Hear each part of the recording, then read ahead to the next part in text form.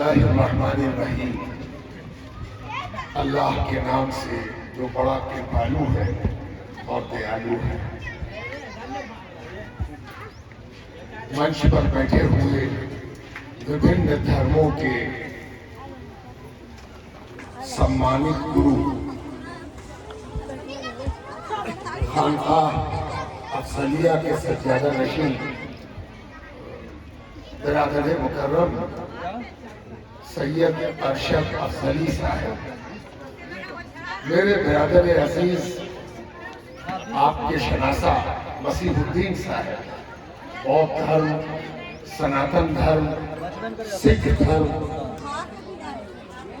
के धर्म गुरु और कई तरह के संगत से आए हुए अच्छी संगत देने वाले सद्गुरु, मेरे लिए ये बड़ा सौभाग्य है, खुशकिस्मती है कि मैं शेरपुर में आकर पहाड़ की तराई में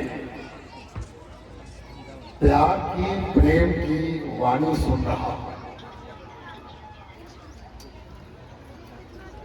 मैंने यहाँ जो मैच्योर बात सुनी है, ये बच्चों का स्कूल है, लेकिन इन बच्चों के स्कूल में जो बात की गई है वो बड़ी मैच्योर है, प्रौढ़ है,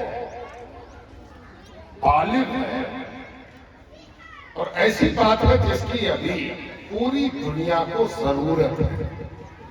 तो गोया शेरपुर के पहाड़ से एक ऐसी प्रेम की नदी निकली है जो शायद पूरी दुनिया की प्यास बुझा सके और सबको अपने प्यार की वाणी से नहला सके। आज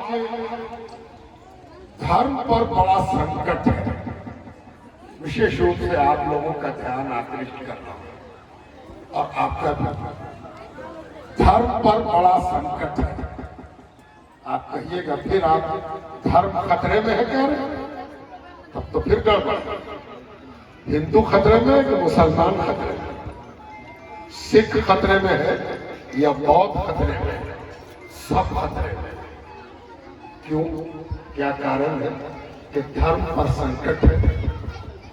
असल में ये सच्चाई है इस दौर की कि पहले जो मारकाट करता था, लड़ाई दंगा करता था, वो धर्म से नहीं होता था,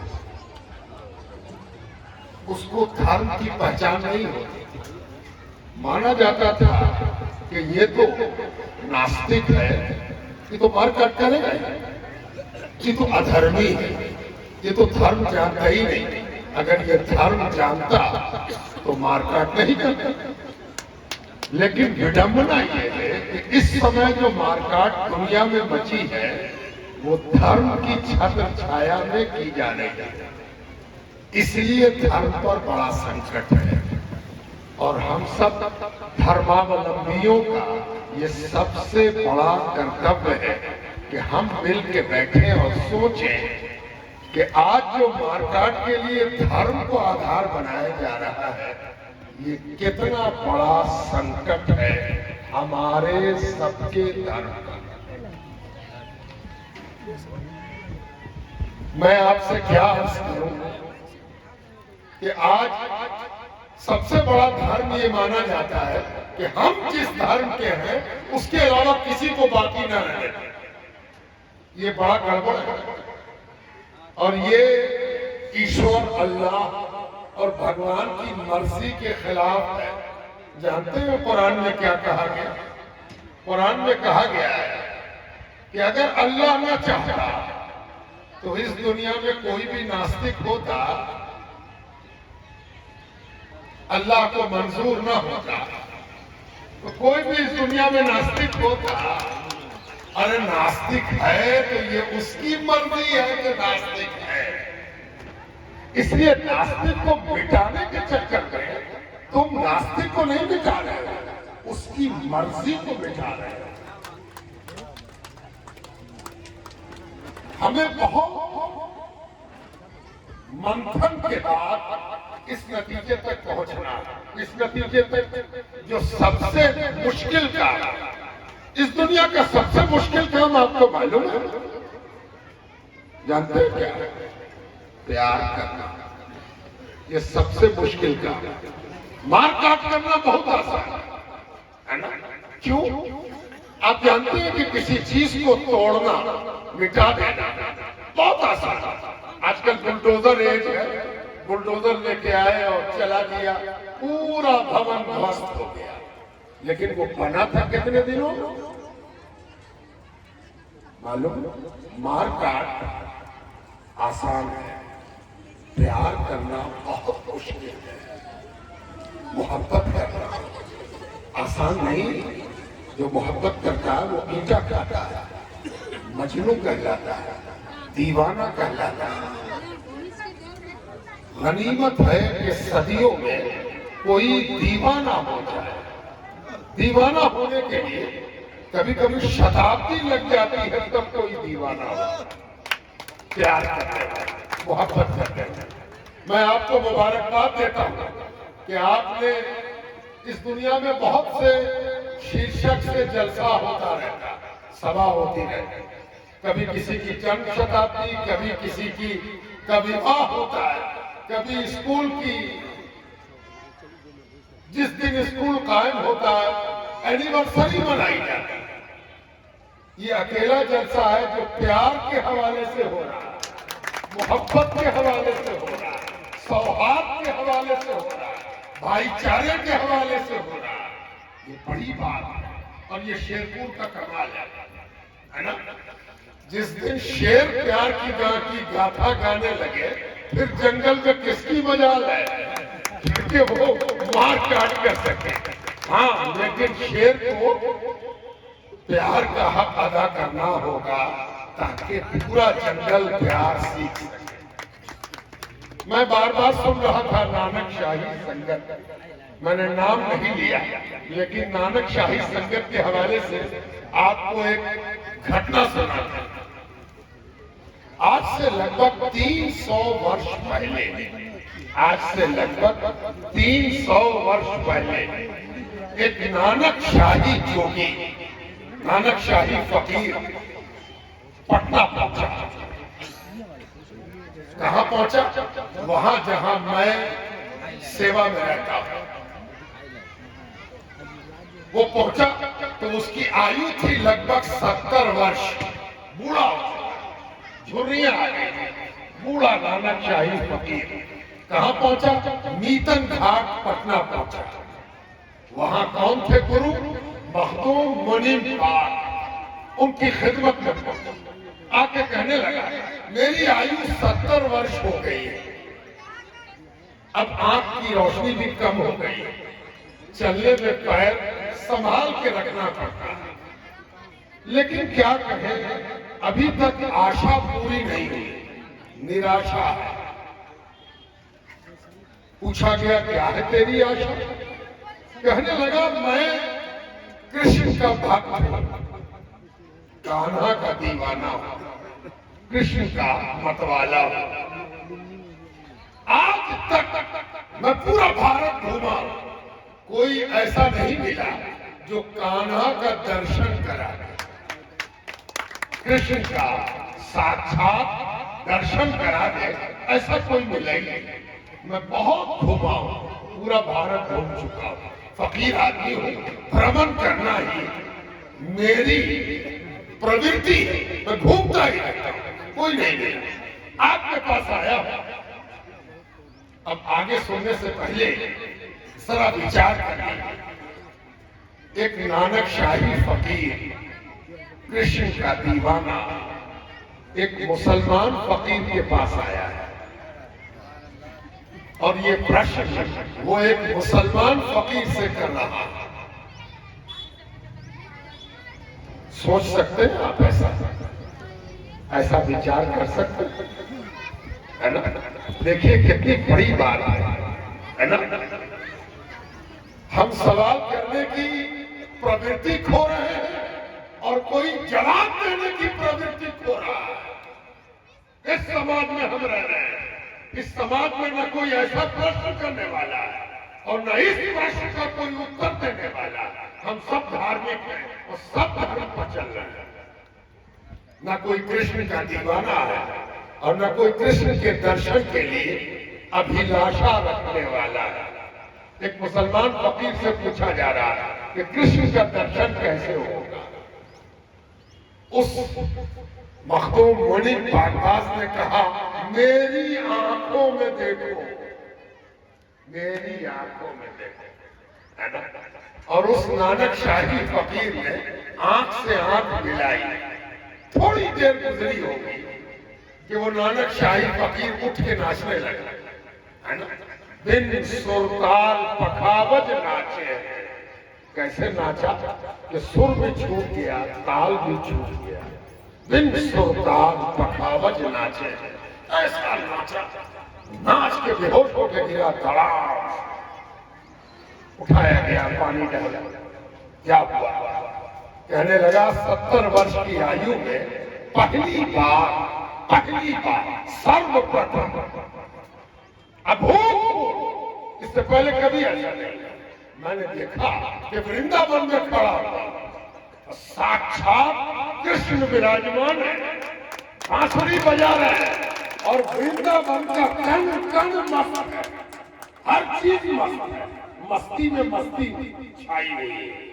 और बांसुरी से आवाज आ रही है, ला इलाहा इल्लल्लाह, सबका पालने वाला एक है, सबका रचयिता एक है, सब कुछ उसी ने रचा है, सारा संसार उसी का रचा हुआ है। तो मैं भी मस्त हो गया। पूछा गया तेरा नाम क्या है? कहने लगा मेरा नाम गुरबख्श है, गुरबख्श। अब आपको चाहिए नाम रख दीजिए।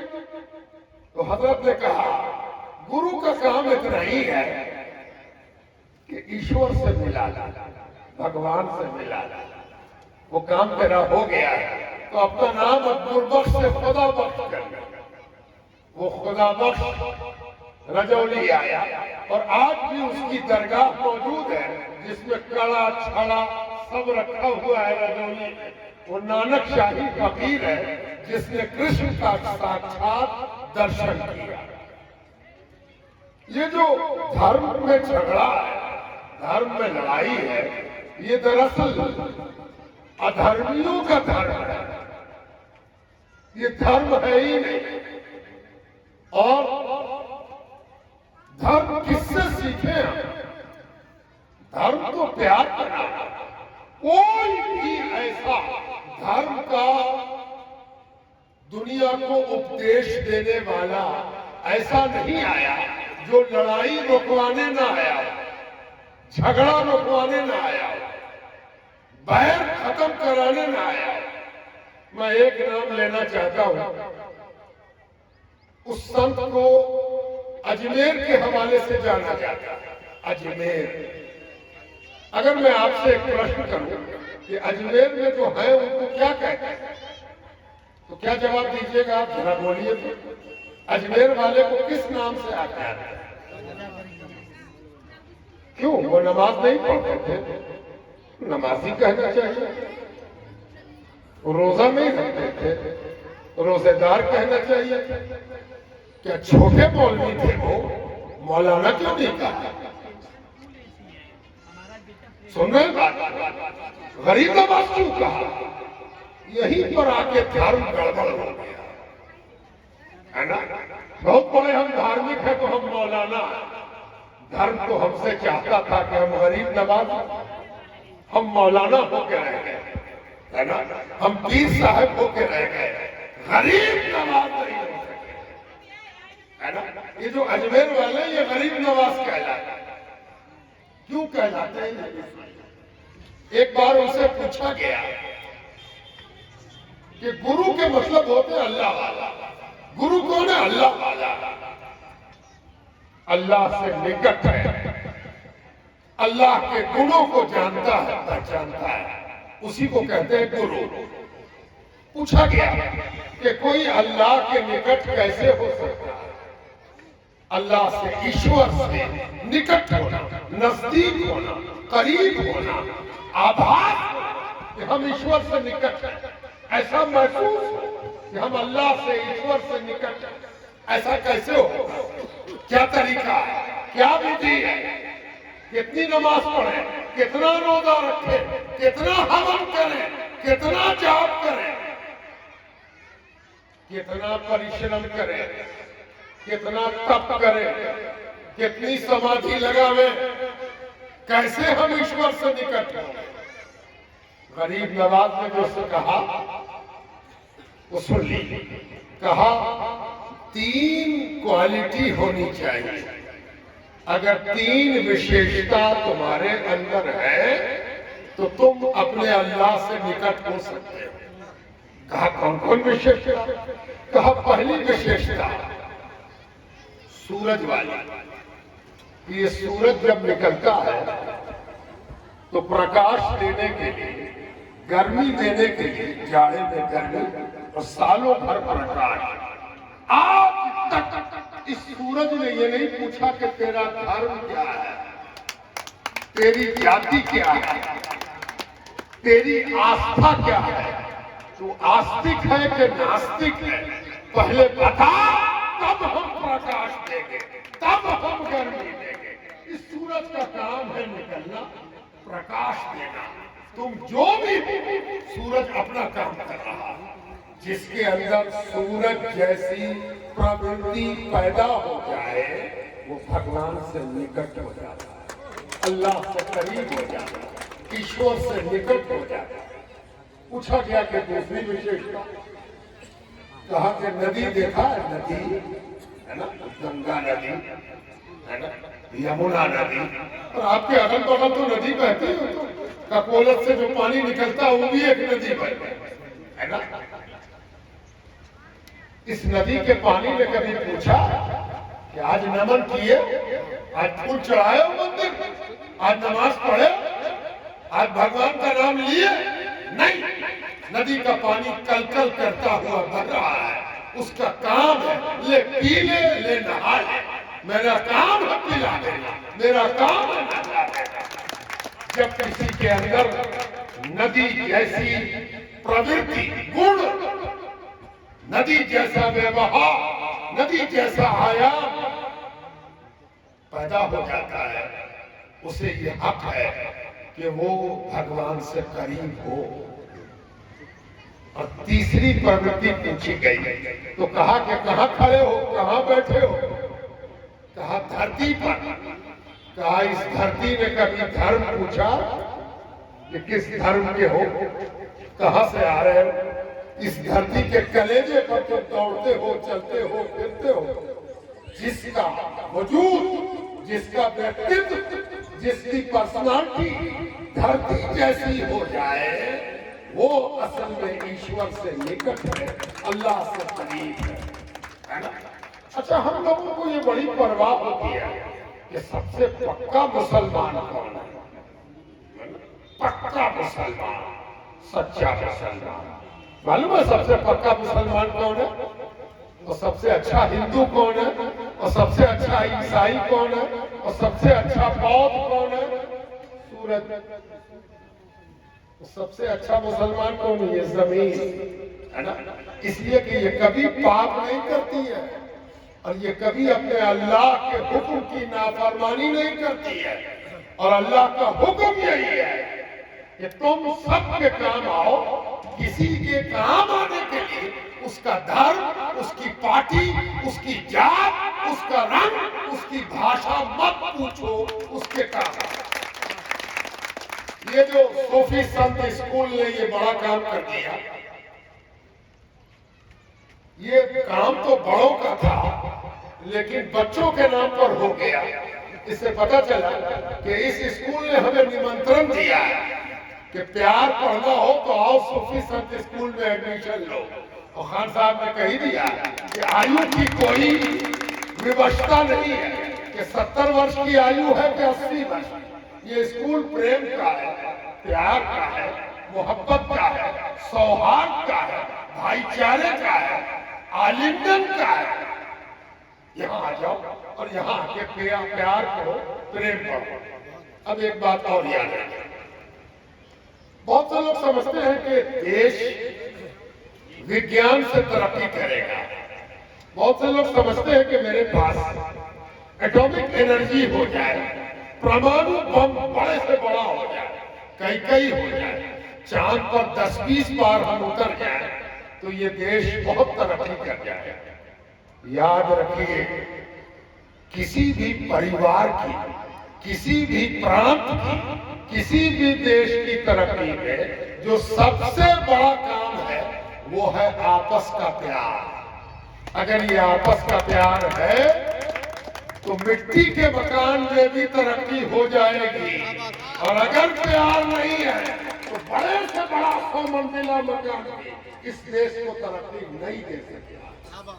इस देश की तरक्की की बुनियाद यही है कि हम सब मिल के बैठे, मिल के चले। अब एक दो गलत फहमी भी है, वो भी सुन ली। कभी कभी हमको लगता है कि ये जय हिंद नहीं बोला, जय हिंद नहीं बोला, तो मन में एक विकार पैदा होता है कि देखिए तो कि जय हिंद बोला ही नहीं। दरअसल समझदारी में गड़बड़ है ना। ये जो सारे जहां से अच्छा हिंदुस्तान हमारा बोला, ये क्या है? भाषा से भाषा का अंतर मिटाओ। आप जो जय हिंद बोल रहे हो वही है सारे जहां से अच्छा हिंदुस्तान हमारा। ये हमारा जय है, हम ऐसे ही बोलते हैं। मालूम है जो चांद पर गया था वो उर्दू भाषी नहीं था। इंदिरा गांधी ने पूछा था वहां से भारत को कैसा देखते हो, तो उसने वहां से कहा था सारे जहां से अच्छा हिंदुस्तान हमारा, है ना। भाषाओं में अंतर नहीं करो। दक्षिण का आदमी हिंदी नहीं जानता, उत्तर का आदमी तमिल नहीं जानता, इधर का आदमी तेलुगु नहीं जानता। हम पंजाबी नहीं बोल सकते। अगर कोई तेलुगु में भारत के प्रति उत्साह रखता है, प्रेम रखता है, हिंदी नहीं समझ पा रहा, तो उससे उसकी भारतीयता कम नहीं हो जाएगी।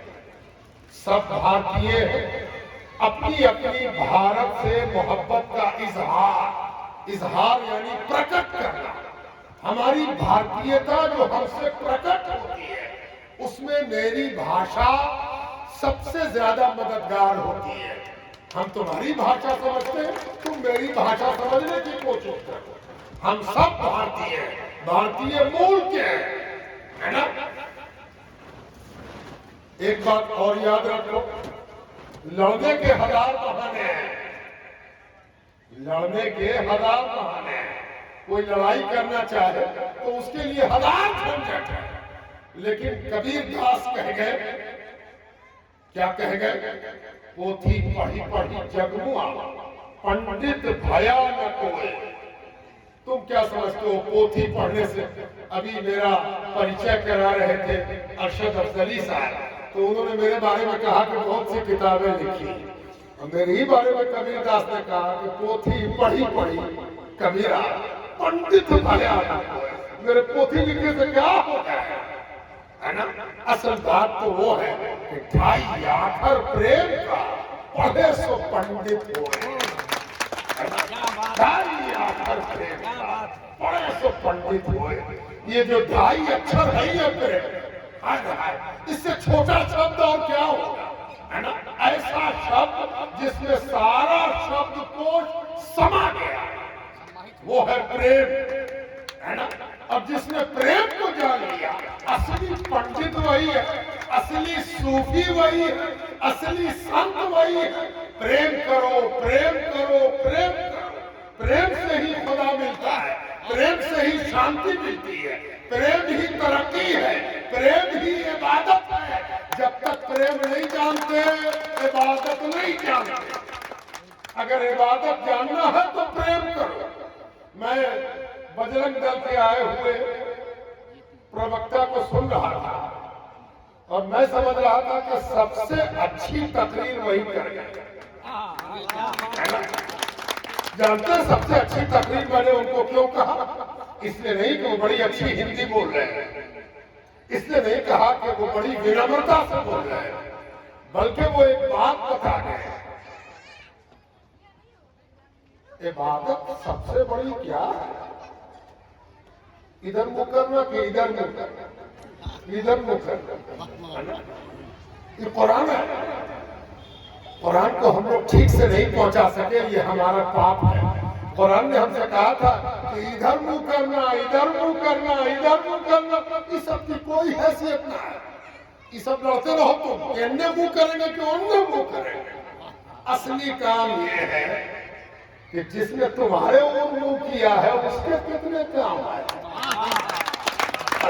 तुम्हारे ओर जो मुंह किया है, इनको फोन किया ना, हमको ब्लड की जरूरत है ना? अब देखते हैं कि तेरा मुंह इसकी तरफ होता है कि नहीं, है ना? जिसने किसी के काम आने का मामला कर दिया वो इबादत गुजार है ना? अब प्रॉफेट मोहम्मद की भी दो बात सुन लीजिए। बात मुसलमान किसको कहते हैं जरा सुन। आपसे कोई पूछे कि मुसलमान किसको कहते हैं, जो टोपी पहने हो। तो कोई कहेगा टोपी तो बहुत सा लोग आजकल तो एक राजनीतिक पार्टी भी टोपी पहने, कोई लाल पहन ले, कोई उजला पहन ले, कोई हरा पहन ले, है ना? अब बिहार की भाषा है, टोपी पहने से मुसलमान हो। देखिए दाढ़ी, तो दाढ़ी तो जितने आए ना संगत के सबको है ना, आए हुए गुरुद्वारा से इनको भी दाढ़ी। मुसलमान कहते हैं किसे? कौन है मुसलमान? सुनिए, मुसलमान की परिभाषा कौन देगा? हम कि आप? पहला झगड़ा तो इसी को हो जाए, परिभाषा कौन दे? चलिए ना उससे पूछा जाए जिसको सारा मुसलमान अपना नबी मानता है, मुहम्मदुर रसूलुल्लाह, अल्लाह के रसूल मोहम्मद सल्लल्लाहु अलैहि वसल्लम। कौन है मुसलमान? सुनिए जरा और याद रखिए और जान लीजिए, मुसलमान वो है जिसके हाथ से, जिसके हाथ से, है ना? हाथ से आप घबराइएगा नहीं, जो हिया पर बांधे वो ना, हिया बांधे वो ना, जो बांधवे न करे वो ना, कहा जिसके हाथ से और जिसके मुंह से दूसरे सुरक्षित हो वो मुसलमान है। हुजूर पाक अलैहिस्सलाम ने क्या फरमाया? जिसको देख के लगे कि हाथ से इसके नुकसान न पहुंचे, मारे वाला नहीं है, नरेटी चीपे वाला नहीं है, है ना? मुसलमान हो गए इसलिए कि इसके हाथ से हम सुरक्षित हैं। अच्छा तो मुंह से गाली बकेगा, मुंह से उल्टा पुल्टा बोलेगा, है ना? अरे नहीं, मुसलमान है, मुंह से भी गाली नहीं बकेगा तब मुसलमान है ना? वो मुसलमान है। अच्छा तो सबसे अच्छा मुसलमान कौन है? एक प्रश्न, सबसे अच्छा मुसलमान कौन है?